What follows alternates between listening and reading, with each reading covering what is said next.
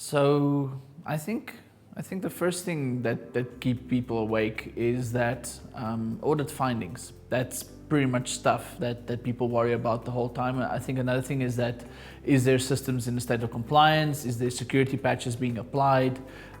Is things configured in a way that is consistent? What do you think? No, I think you're right. And I think what feeds into that is the question, when I left work today, everything was fine, but what did my engineers do after I left work? Has something changed? I know companies have changed management processes and documentation procedures, but the question is, how often are those followed? How strictly are those followed? And I think that differs from organization to organization. And it would also be nice to have a way to report on that state, on that compliance level in some way.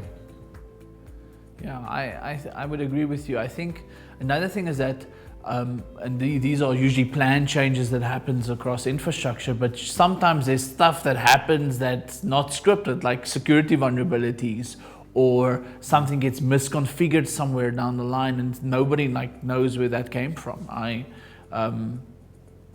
Well, I think that's an interesting problem you raise.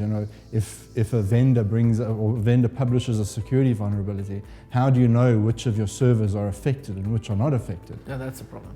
Yeah. That's usually, and those things usually either, and the problem with those vulnerabilities is that how widespread is it within your organization, but also how many vendors do you have? This is not just one vendor, you have multiple vendors in your organization, and each one publish their own security reports. And how do you keep track of them? How do you make sure that you can effectively find things? Yeah. Or even your internal security standards.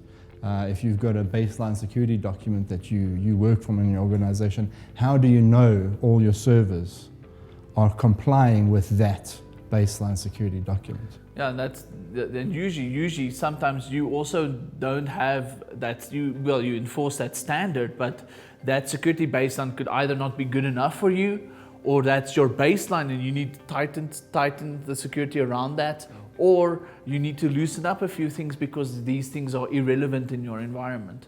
And I think that we have a very good answer for you on this.